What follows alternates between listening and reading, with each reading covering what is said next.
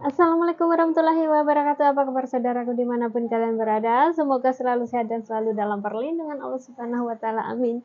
Jumpa lagi dengan aku Inem di Singapura. Teman-teman, hari ini cuacanya panas sekali ya. Nih aku kasih lihat ya. Biasa aku berada di balkoni. Tuh ya sudah panas sekali. Duh, hot banget. Tuh, hot banget.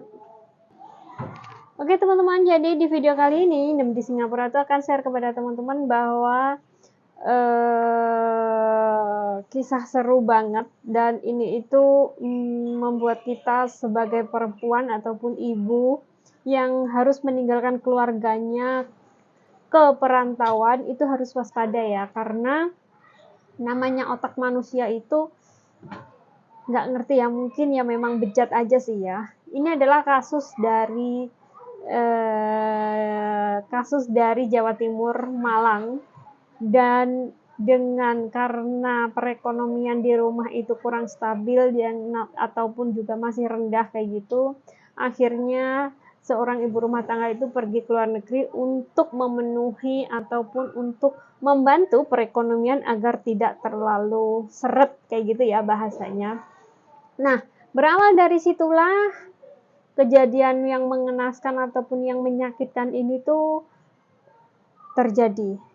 Kenapa teman-teman? Jadi buat teman-teman yang masih penasaran, pantengin terus channelnya Inem di Singapura agar tidak ketinggalan berita-berita terbaru ataupun kabar-kabar terbaru seputar perTKW-an khususnya di Singapura ataupun negara-negara lain yang lagi heboh atau yang lagi hot-hotnya kayak gitu ya. So jangan lupa untuk klik tombol like dan juga subscribe-nya ya teman-teman. Oke, yuk kita lanjut aja dengan ceritanya.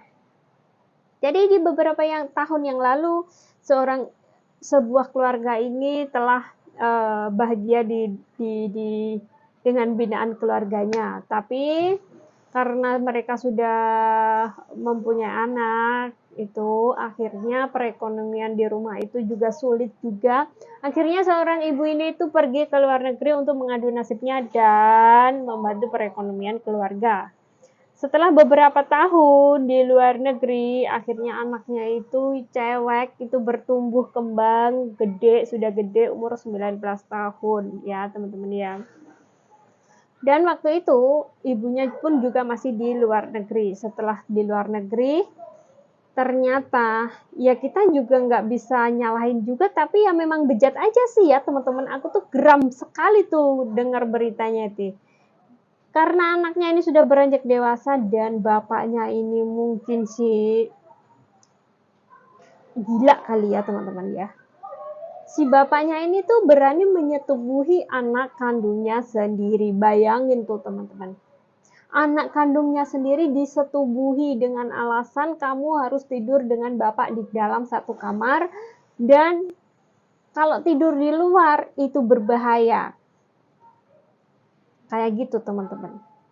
Menurutlah ini si anak, ternyata sudah beberapa kali dicabuli di tahun 2019 lalu dicabuli, akhirnya sering kali dicabuli, untungnya tuh tidak hamil karena si anak ini itu takut mau ngomong ke ibunya. Akhirnya di tahun kemarin 2024 kemarin si anak ini itu berani ngomong ke bulenya yang ada di Malang sana, karena mereka tuh tetanggaan kayak gitu. Ngomonglah si anaknya ini tuh ke buleknya, bulek, saya tuh sebenarnya sama bapak sama ayah itu diginiin lah, di bla bla bla bla bla kayak gitu. Akhirnya karena buleknya ini tuh tidak terima, teleponlah si istrinya. Setelah itu istrinya mengetahui, jadinya ya gimana ya, yang namanya suami ini anak itu serba salah juga ya si ibunya ini. Memang ibunya itu memang merasa kalau bapaknya ini sudah ditinggal bertahun-tahun lamanya, ya mungkin kesepian, tapi mbok ya jangan anak gitu loh ya teman-teman ya.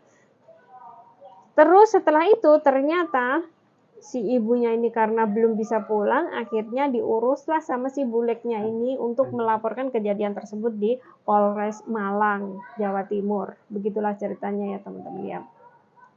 Setelah itu ternyata si ayahnya ini umurnya 51 tahun dan anak perempuannya ini sekarang sudah 20 tahun ya. Kemarin itu masih umur 19, 18 kayak gitu-gitu gitu loh ya. Sudah dicabulin sama ayah kandungnya sendiri.